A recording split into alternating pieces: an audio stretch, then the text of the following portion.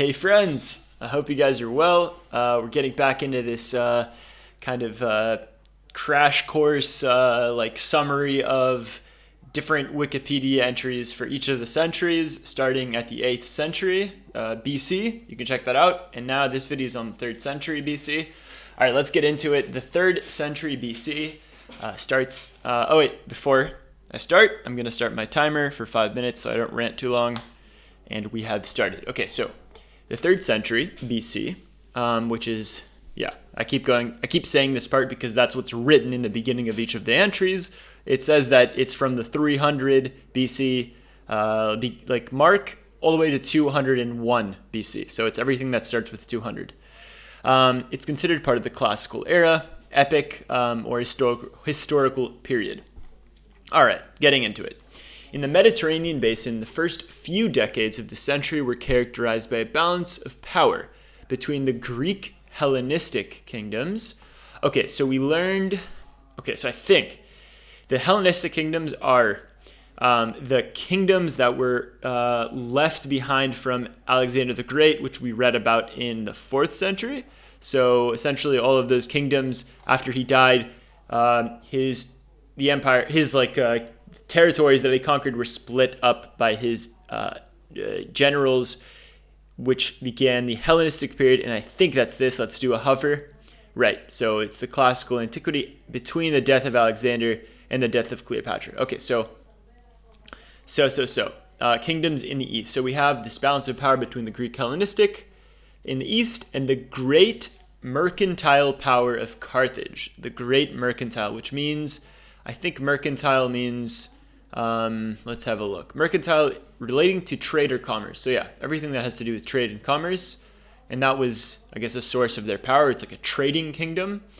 Carthage. Let's do a hover. Carthage was an ancient city in North Africa on the eastern side of Lake Tunis, what is now Tunisia, one of the most important trading hubs. I think Tunisia has a prominent bay, which is well protected and a good place to trade from North Africa into the Mediterranean.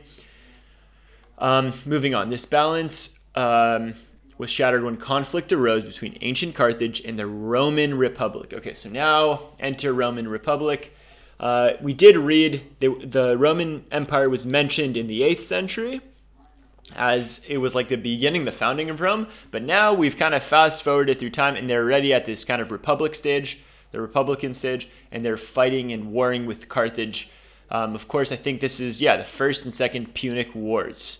So let's just read it. In the following decades, the Carthaginian Republic was first humbled and then destroyed by the Romans in the First and Second Punic Wars. Following the Second Punic War, Rome became the most important power in the Western Mediterranean. So this century sees us through the First and the Second Punic War and sees Rome become one of the most important powers in Western Mediterranean. Okay, so in the Eastern Mediterranean, the Seleucid Empire and the Ptolemaic Kingdom, successor states to the Empire of Alexander the Great, like I said before, fought a series of Syrian wars for control. So we see the Ptolemies and the Seleucids vying for power in the Levant. The Levant, what is that? The Levant is the sub-region that borders the Eastern Mediterranean to the west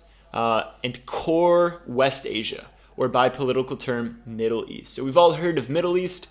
Another term for it seems to be the Levant, a sub-region, and it's highlighted here, I think, in the light green and the green. You can see it in this little thumbnail that's popped up. All right, we got a minute left, and there's quite a lot. So I think we're going to turn this maybe into a 2-part. Let's continue. So, to the Empire, Alexander. Okay, so we're talking about this fighting that is happening between the Seleucid Empire and the Ptolemaic Kingdom, successor states to the Empire of Alexander. They're fighting a series of Syrian wars, which is highlighted, and I think I'm going to click into this so we can get into it in a different episode because that sounds fascinating, and I don't know too much about it. So, for control of the Levant. In mainland Greece, the short-lived anti-Palatinate Patrid dynasty of Macedon was overthrown by the Antigonid dynasty in 294. Two that I've never heard of. Never heard of these kingdoms. A royal house that would dominate the affairs of Hellenistic Greece for roughly a century until a stalemate. 1 sec, I'm pausing the timer. It's about to go off. Cool. Let's just finish this paragraph. So in mainland Greece, the short-lived Antipatrid dynasty, I'm going to hover over it really quick. The Antipatrid dynasty was a Dorian Greek dynasty. I've heard of like Dorian columns. I wonder if there's a connection there.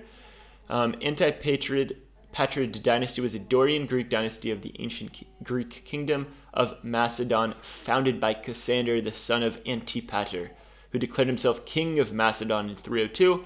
This dynasty would not last long. So basically from 302, so 294, what is that? 6 plus 2, that's 8 years of a kingdom. Okay, that was quite short for them. Antigonid is a Macedonian Greek royal house which ruled the kingdom of Macedon during the Hellenistic period, founded by Antigonus the First Monophthalmus, a general and successor of Alexander.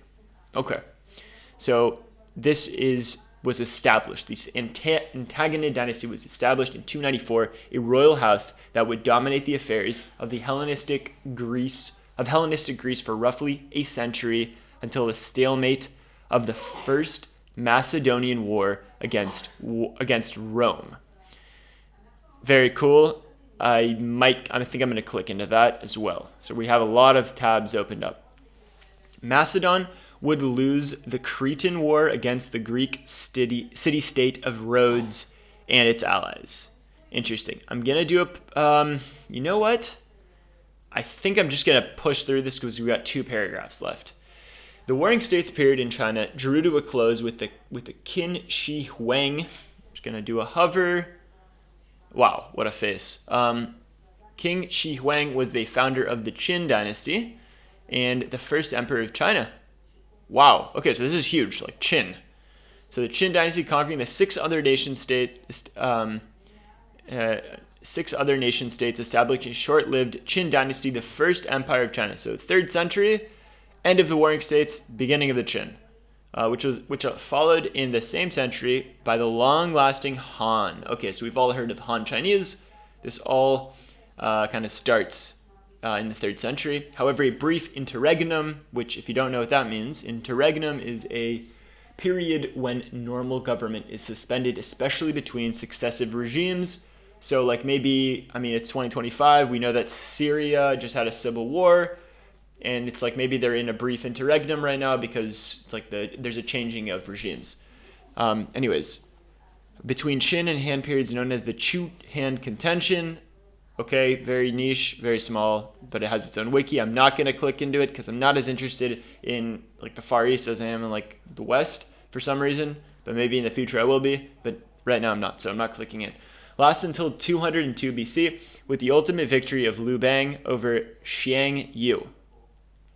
The proto-historic period began in Korea. In the following century, the Chinese Han Dynasty would conquer the Gojoseon Kingdom of Northern Korea. The Xiongnu were at the height of their power in Mongolia. They defeated the Han Chinese at the Battle of Beideng in 200 BC, marking the beginning of the forced Hekwin tribute agreement, marriage alliance that would last several decades. So we have some movement in Korea. Okay, some cool pictures. We have a picture of Hannibal crossing the Alps, which I think we've heard of, which is a crazy thing that I might just click into, which I think I've clicked into that before because I see that it's purple. So I'm going to open it. Maybe Second Punic War as well I'll open. I don't know. I'm really getting ambitious here. But look at this crazy picture of elephants. We have a map of the world with the Marian Kingdom. This is super cool, actually, this map. But I'm like running out of time, and I don't want to waste too much time. We have a map here of the Ptolemies and the Seleucids who had their Syrian wars. And I think that's enough for today. This was fun. Sorry for ranting for too long. Hope you guys enjoyed. See you guys next time.